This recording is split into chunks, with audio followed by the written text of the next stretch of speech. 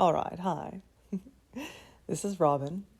I have just spent several episodes telling my story as best I could. I rushed the ending, and when I say I rushed the ending, I mean there are like lifetimes worth of stories in that last part that I summarized that I will get to. I think I'll tell them as we cover different themes. But what I want to do now is synthesize what I shared, and in synthesizing it, this is sort of the lead-in to my understanding of reality and the framework that I'm building to translate my understanding of reality in a usable language, in a sort of symbolic language that everyone can comprehend and that doesn't get dismissed as woo, basically. I mean, if you've listened to my story, it's like in 2020, I ended my life as Robin Richardson and entered into a completely new strata of perception. And I've been living there ever since, where I call it the living bardo, the afterlife or the fourth dimensional state of being, not entirely fourth dimensional, but close, in which it is more apparent to me, and if you listen to that story, it is more apparent to me now than it was before, that this reality is a dream, that this reality is my dream. And I have come to understand more or less the mechanics of that dream, and that's what I call room mechanics. So this is what I'm working on, if you look at my website, is creating a meta map of reality as I understand it. So it's not an unstructured dream, it's a structured dream. The waking life anyways, the physical one. And the external reality responds to the internal state in really specific ways. So I'm working on mapping that. And what I'm going to do is use this podcast as supplementary material. It's like, so you've got the writing, which will come out in book form eventually. And then you're going to have so that's where all the mechanics go. That's where the nuts and bolts go. And then you've got the stories that sort of help illuminate how it works. So let me talk about how I perceive my story and what really happened. So again, coming from the premise that reality is my projection of my consciousness, which a lot of people have reached a certain stage will and have said the same thing. And again, in my near-death experience, this is something I saw very clearly. It's like, the near-death experience is kind of like, they when they say the analogy of all the world's a stage, you actually see that when you die. You see that how succinctly everything was a reflection of you, and it just becomes extremely obvious. Extremely self-evident.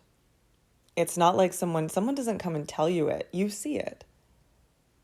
It's like suddenly your vision goes into hyperdrive and you've got electron level microscopy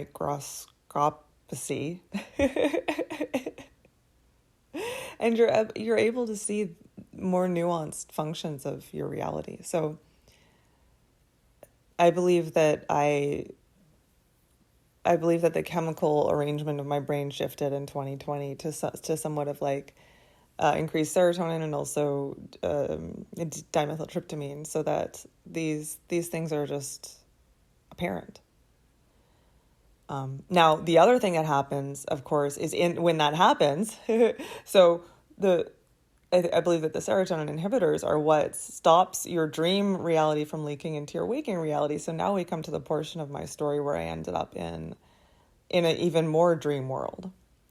So, and I'll come up with terminology for this, but you've got like the physical consensus reality, and then you've got the personal consciousness reality and the collective consciousness reality. And these are all different stratas of reality.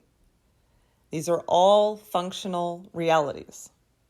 What happens to the psychotic or the mystic, and I have been bouncing between both, depending on my adeptness,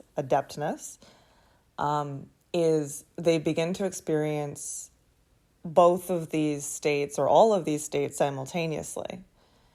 Instead of experiencing the personal consciousness dream in sleep and the collective in wake, the personal consciousness begins to leak into the collective. And another way to say that is the unconscious begins to participate in the conscious. So the unconscious is being made conscious. So that is what my story is, in my opinion. And I always say to the debate, again, because half my listeners will say this is 100% psychosis. Half my listeners will say this is 100% real. You were targeted by elite forces. And the way I see it is it's all real. That none of those things are not real. Although I'm less inclined towards the shared consensus reality interpretation of my experience. But I don't care. I don't think the physical individuals mentioned were actually a part of what happened. I don't think if you knocked on the door, they would be like, oh yeah, we attacked Robin. I don't think that it's a consensus reality issue. I think what happened, and this is where I'm going to start to show my room dynamics, my room mechanics work. So let me break it down in room dynamics, and let me explain the room dynamics, and then I'll tell you how my experience works with that. So in room dynamics, and this is something I was kind of shown almost, I do a lot, and I've talked about this, I do a lot of just sitting in meditation, allowing insight, allowing communicative thought. I'm not necessarily doing the thinking, but the thinking but the insight is occurring, and we can talk about that, what it's like to receive rather than force, using your own kind of neural processes. But all right, so you're in a room. It's like there's one room that you are always in, and so whether you're at the airport, whether you're in Africa, whether you're walking down the street, it's the same room, but its appearance is changing to suit your movement through time and space, and more accurately to suit a shift in your internal geometry. So your internal geometry is your story, what I call your story. And your story is always reflecting itself into the room, and the room is reconfiguring to reflect back to you what you are. So before 2020, I was just Poet Robin, and I had all of my stories. I had a lot of addiction stories, a lot of relationship issue stories. I had a lot of artist stories, or aspects of myself that were playing out in reflection. And those were the things that I was contending with in my room, which would shape shift to look like I was in one place or another, but I was always facing the same things over and over again, just dressed up different in this room. And I will just break down. Well, no, you know what? I'm not going to break down. The breakdown of room mechanics is going to be better suited for online. So visit my website if you want the fundamental understanding of room mechanics. Like I said, the podcast is where you're going to hear the stories that help you understand it better. That's how we're going to do this. So anyways, in that earlier reality, so what people call awakening, right? Spiritual awakening. Before my spiritual awakening. Woo, I know. I know. I was dealing in basic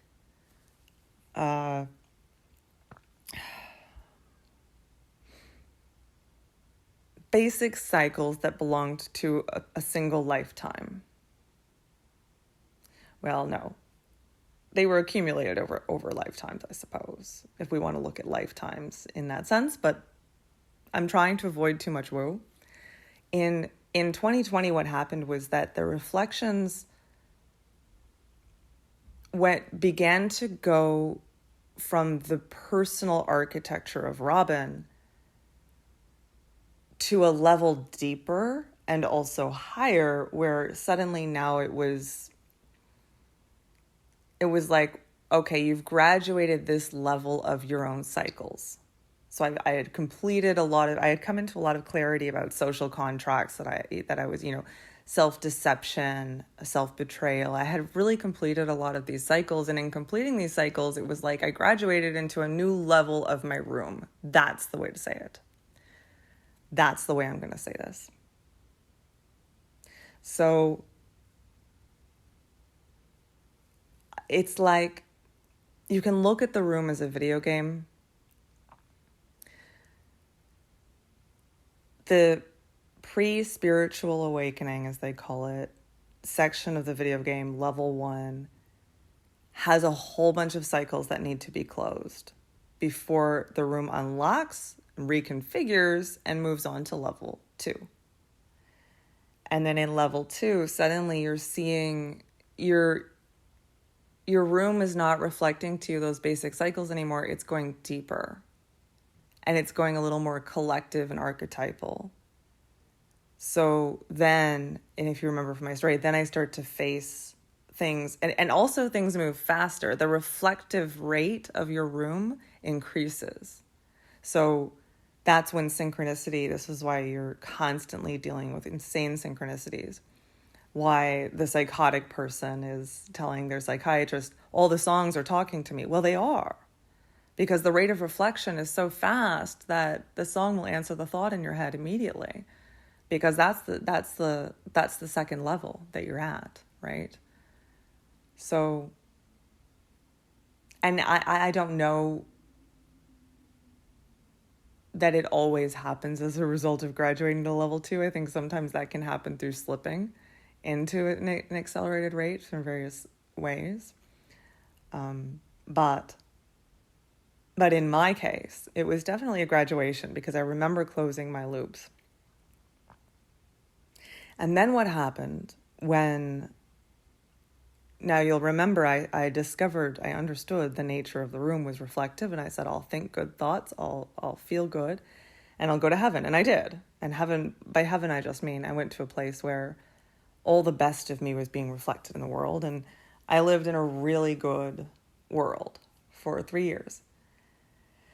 But here's the thing. And this is really important. The difference between the conscious creation and the unconscious creation. And this is where we fall into big trouble with the manifestation teachers like Abraham Hicks, who I see as setting us up for failure. Because Abraham Hicks will say, think good things, feel good things, and good things will happen. They don't say, well, you're doing all that, your subconscious is still turning around horrible, horrible, horrible trends that are eventually going to come and force themselves on you. I mean, you can fly above them for a really, really long time, but eventually, one stumble and the hell that you have accumulated in your unconscious is going to eat you alive. They don't tell you that. Nobody told me that. The Buddhists would have told me that. But the love and light spiritual teachers did not tell me that. So what happened was, and this is why they say, do your shadow work. Do your shadow work. So there I was in heaven, and suddenly the shadows started knocking on the door in my brain, asking to be reflected. And this was very interesting because because I was in such a high up state, my physical reality was so peaceful, so nice, that the only way that these things could manifest, and these things had gotten so horrible. My shadow elements had really been doing push-ups.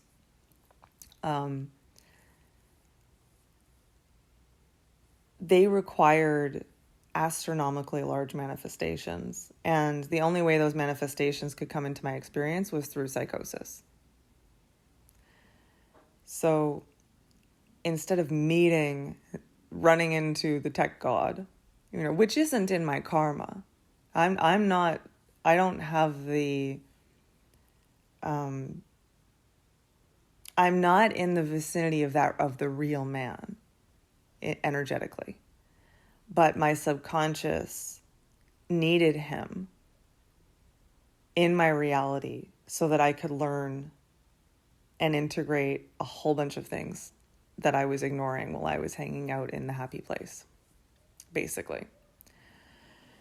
So I basically unconsciously summoned the most powerful, brutal man in the world and brought him into my room, brought a kind of facsimile, a simulation of him into my room, so that I could, well, it's, again, it depends how we see it, and this is where room dynamics kicks in.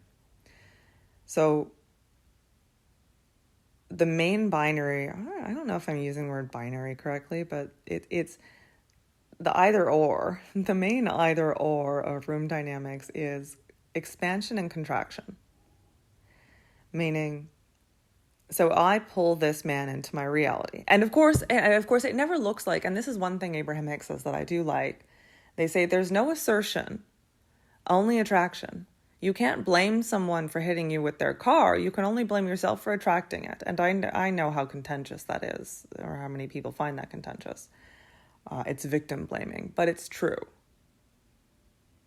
And it doesn't make people any less guilty for doing bad things. It doesn't absolve them on their end, but it's to understand that I am the attractor of everything that happens in my reality. And if I don't like it, I need to adjust myself, not the other person.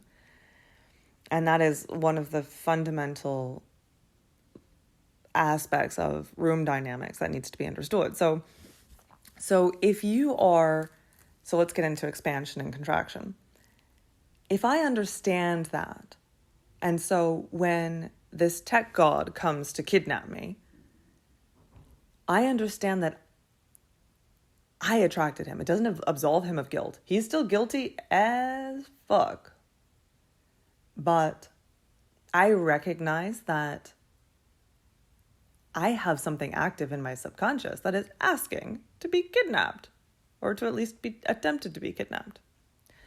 I have something active in my story, in my subconscious, that is reactive to power, that is maybe still mystified by power, that is maybe still naive, that is still exploitable, that still defers.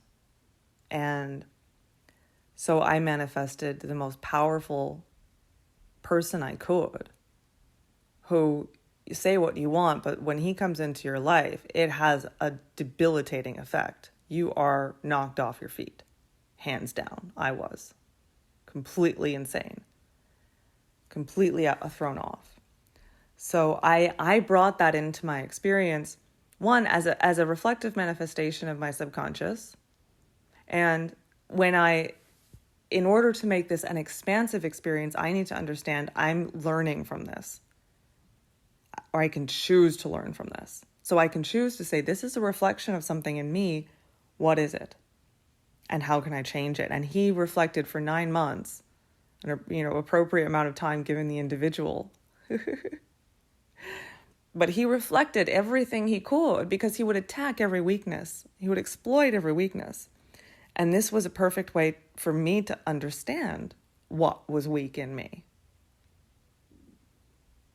Where was I stupid? Where was I naive? Where did I still think someone else was going to answer my prayers? Where did there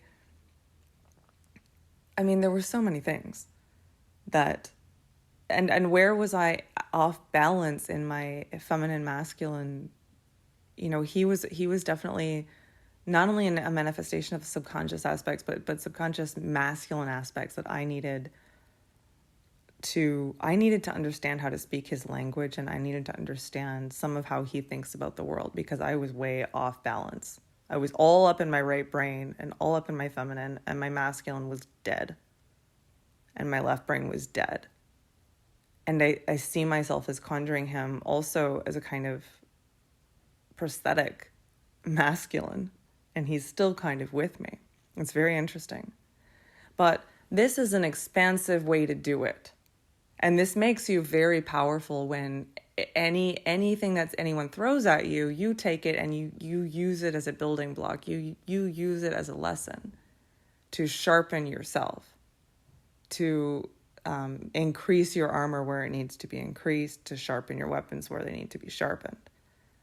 So instead of saying, they humiliated me, I have to humiliate them, I said, they humiliated me. What is this thing about me that's so humiliating? Do I need to have compassion for it? Do I need to change it? Maybe it's a really stupid thing that I deserve to be humiliated for. I'm going to go ahead and accept that and then stop being that humiliating thing. So it's not tit for tat. It's, okay, I see. Interesting. I mean, your enemies can be your greatest teachers. Your enemies, they're so funny because your friends will smile at you all through lunch while you've got spinach in your teeth, and they won't tell you. Your enemy will say, oh, you stupid bitch with spinach in your teeth. And then, okay, you have spinach in your teeth. Only your enemy is going to tell you these things. They can be so useful in this way. I speak in generalities. Sometimes a good friend will tell you, but you know what I mean. A humiliation ritual, I'll do a whole episode on humiliation rituals. They can be great. Anyways, okay. So what is the contractual? What contractual? What is contracting in your room? So in room dynamics, when you're contracting, what happens is you take the experience. So the tech god comes to get me, to kidnap or possess me, right? That's the experience. If I was to see it as I'm being attacked, I'm an innocent victim, this is a monster, I have to slay the monster, and woe is me, and this has nothing to do with me and everything to do with him. Then all I'm doing is reacting to my own reflection and trying to beat up a mirror. And so what that does is it creates more of the same energy. So if he's trying to hurt me and I'm trying to hurt him, well, I'm just putting more hurt into my room, right? That famous quote by Ramana Maharshi, how should you treat others? There are no others. This is all that karma is you punch your room. Your room is you. You're punching you. Eventually your room's going to punch you back because you're you. It's not even to say that it's wrong to say it's going to punch you back. It's going to say you punch it and eventually you're going to feel that punch because your room is you. So that really breaks down and helps us understand, I think, room dynamics from the example of my story. I believe that I reached a state where I wanted to kind of get to the bottom of myself. And I think that I summoned this psychosis or whatever it was in order to externalize everything that was inside me by playing basically a psychological video game with the most intelligent and brutal people on the planet. And it's interesting because, for a while, for just literally 2 weeks, I was on Twitter Spaces talking to people who were kind of like me, who were going through similar things, and a lot of I got out of there very fast because, of course, the algorithm is it's a meat grinder. And I will say to anyone from there who's listening to this podcast, I'm just going to say a few things about Twitter Spaces.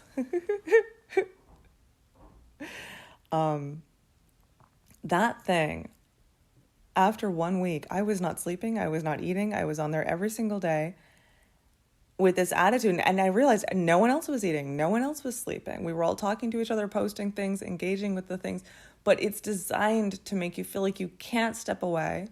It's designed to eat your creative works for nothing but a couple of likes. It gives this competitive edge, like you're competing for airtime. But it is literally a meat grinder. It's a meat grinder. Like, step away, feet in the grass. I won't go too far in it.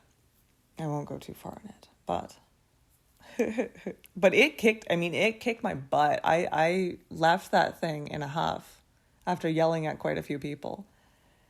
And I had to recover. I mean, I had lost 15 pounds in 1 week. I was dizzy. I was being attacked. I had people coming into my dreams trying to essay me. Because there's a lot of telepathic people in there. There's a lot of people in psychosis. There's a lot of people in the occult. So it's anyways, I won't go. I transgress. My point was, I have met through there and through sharing my story a lot of people with a similar psychosis with the same characters, the same people, the exact same people over and over and over again. The way I saw this in my meditation last night was people who are really famous with a specific, it's almost like if I was to close my eyes and imagine famous people, I choose all the same people over and over again. It's almost all men, and it's a very specific cast of characters, and we all have them. We all have the same characters. It's a mix of musicians, politicians, tech people, and they're the top guys. And the reason it is,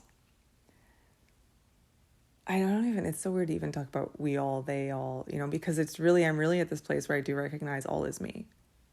Like, I'm just talking to myself here. The reason I make this podcast isn't because I believe you exist. I don't believe you exist. I'm not trying to help you. I'm trying to help the portion of me that is you, because the more I can help more of me, the more peaceful my reality becomes. I'm just helping myself. That's a trip. That's a hell of a thing. Somebody in the space has said to me, it would be so lonely if I understood that, if I believed that everything was me. I'm like, yeah, no, legit it is. It's weird. People share that Ramana Maharshi quote all the time. I don't think they really fully embody and understand what it means to know that everything is you. But room mechanics does help understand that. So back to what I'm saying about this cast of characters, which I've been getting to for too long. I'm sorry. These are, they're archetypal accumulations. It's like the more of a shadow element something is, the more it manifests as an external. So the tech god, he's the biggest.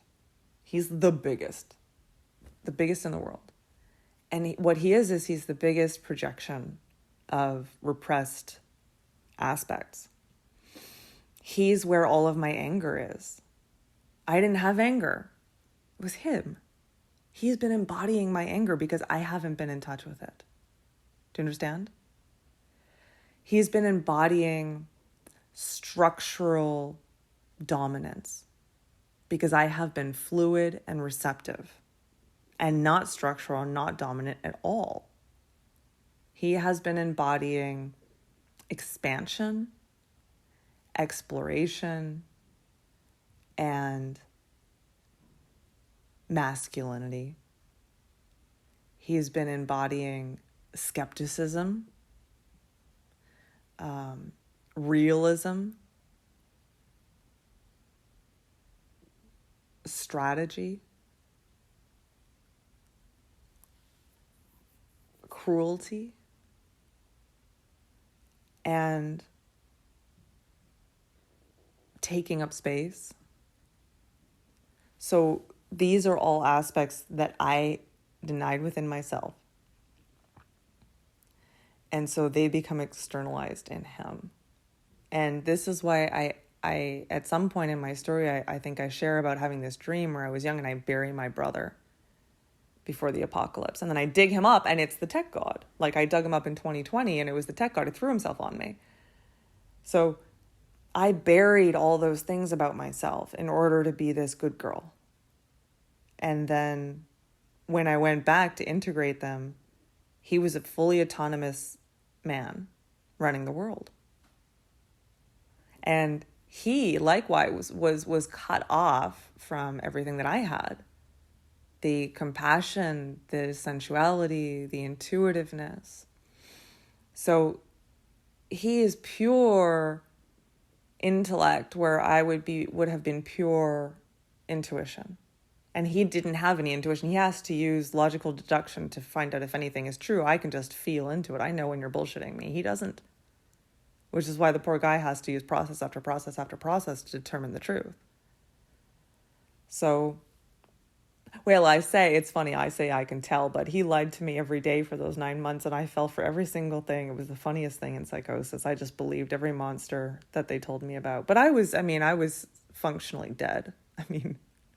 It's the funniest thing about the humiliation ritual at the end of my experience when they had me on the streets, and they're making fun of me, like his ex is making fun of me for being so dumb. And I'm like, that's not really landing as an insult, because I've been functionally dead. Like I've been functioning with 2 brain cells. Like, I'm not going to take offense to how dumb I've been. You're like, oh no, of course I've been dumb. I've been in a state of like starving survival, sleepless survival for months and months and months. So, but anyways, since facing off with this individual, I have anger now for the first, that's why I yelled at people in spaces. I didn't used to yell at people. I need to rein it in a little, but I have anger and I'm very happy for it. I also have strategic thinking now. I also have skepticism now, thank God. And a kind of realism that I didn't before. And the room mechanics came from my dealing with this man, because I wanted him to understand what I understood about the universe. And eventually, because look, he was supposed to have won in 3 days. So 8 months into this battle, he's finally like, Robin, what do you know? Like, what are you doing? Like, how are you still here? Like, how are you thriving? I wasn't thriving at the time, but you know what I mean. And of course, the only language I had for what I understood was in his words, hippy dippy BS. So I needed to translate. He's like, look, I'm sure there's validity to what you're saying, but it sounds like woo. And can you please, I know you can do this, translate it into my language. And his language is tight logic. Tight, axiomatic logic. So I would start to speak in that way, and then he would get it. And so that was part of what made me realize, because here's the thing, there are so many, there's lots of people already with access to spiritual teachers and spiritual teachings, and they're getting it and they like it and it's good. And we need a lot of different spiritual teachers teaching the same thing in different ways, because everyone has a different learning style and a different flavor.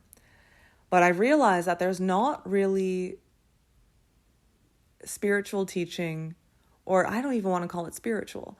There's not structural reality teaching for the structural materialist.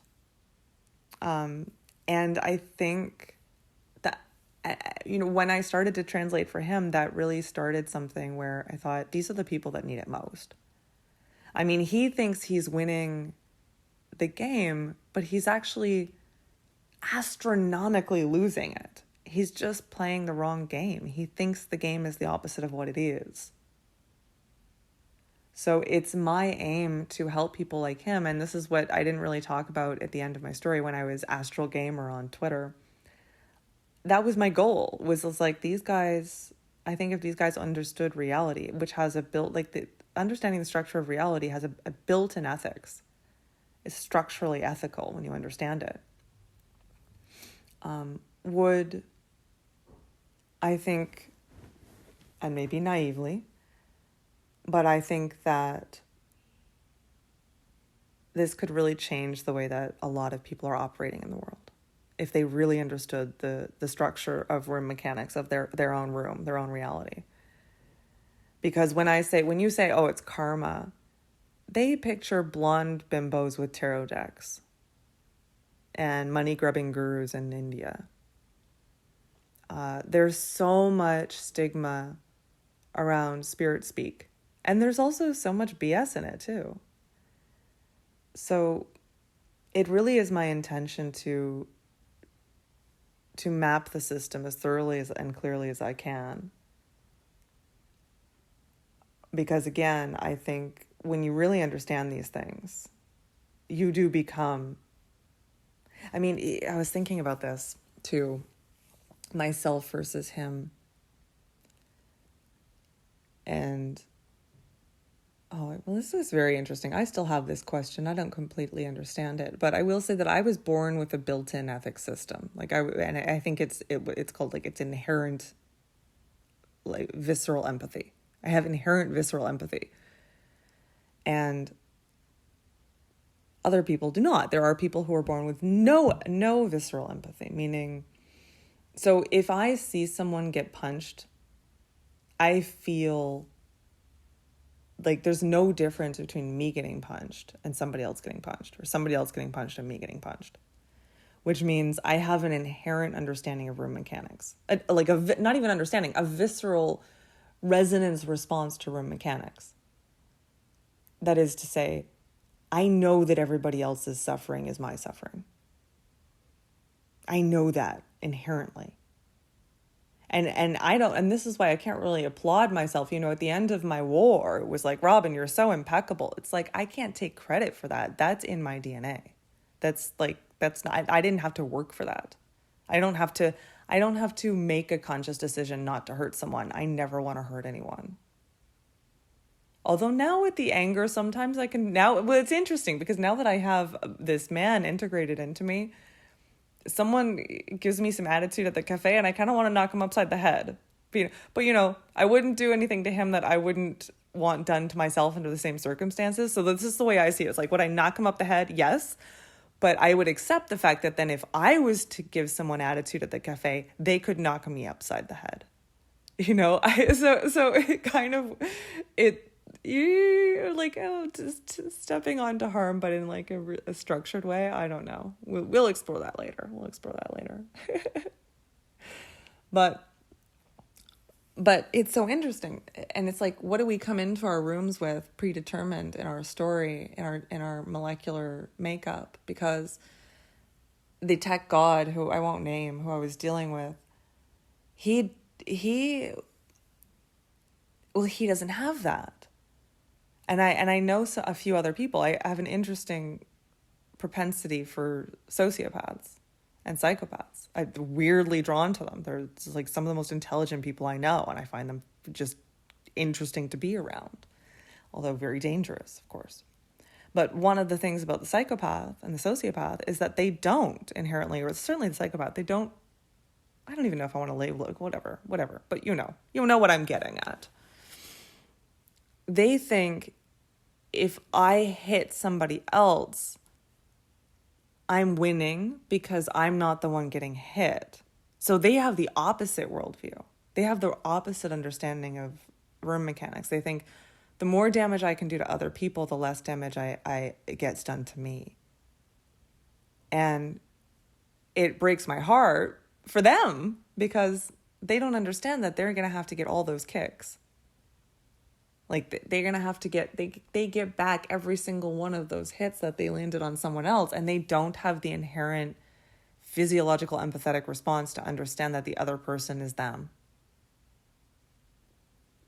It's just like an increased sense of separation, and the more separate you feel, the more harm you do to yourself, which is just everything. So this is probably the linchpin, I don't know if that's the right word, of why I'm creating room mechanics, why I think it's so important. And why I think telling my story with that framework as an understanding is so important. I believe I manifested for myself the experience of being completely entangled with this man. Because there's no greater challenge and there's no greater shadow. It's like, let me go up against the biggest, and that way I really know myself. And weirdly, I've integrated him. He attempted to fully possess my body. That's a story I will wait to tell, because it's probably definitely the scariest thing that's ever happened to me. But now he's still here. And it's an odd thing because he really is like his own autonomous being. He's non-invasive most of the time. But I think that I'm digesting him into my actual system. And all I can say about that is it is what it is. I would rather it not be the case. It's very weird. It's hard to be stuck with someone inside you that also hates you. But the Buddhists say we all have some demons inside of us that eventually come out and try to possess us. Like they say that literally that's the thing that happens. And again, that's why I say I believe that I'm living in a living bardo, because it's consistent with Buddhists, how the Buddhists map the bardo, the afterlife. My experience is consistent with it. So I've kind of got one foot in the physical consensus reality and one foot in the unconscious afterlife dream reality. And really a bunch of feet in other places. But I think I share my story in part because I think everyone's headed there. I'm not special. I'm just kind of one of the first ones through the door in this generation, or blah, blah, blah. That sounded that sounded like something that would make someone roll their eyes. I feel like Lena Dunham. I'm the voice of a generation, man. Whatever. Oh, God. All right, what time are we at? 41 minutes. Well, there's so many stories I'm going to tell you from all of that, and moving forward, but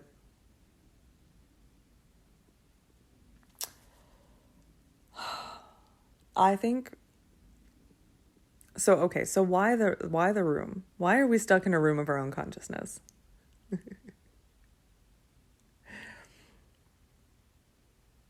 I think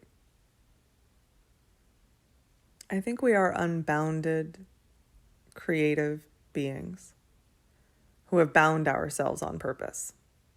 It's like, go to your room and don't come out until you're a responsible creator. And the room has specific mechanisms that are in place to ensure that you don't come out until you're a responsible creator. And unfortunately, a lot of people are sitting in their rooms punching themselves in the face.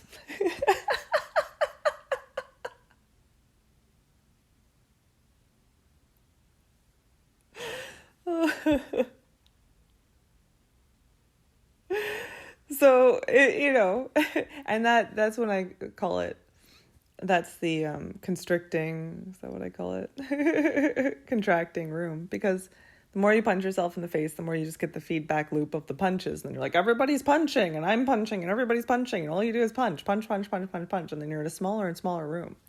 But the expansive room learns from the punch, integrates the lesson, shifts behavior, changes, opens doors, new rooms appear, new cubes appear, new experiences appear, new things get created.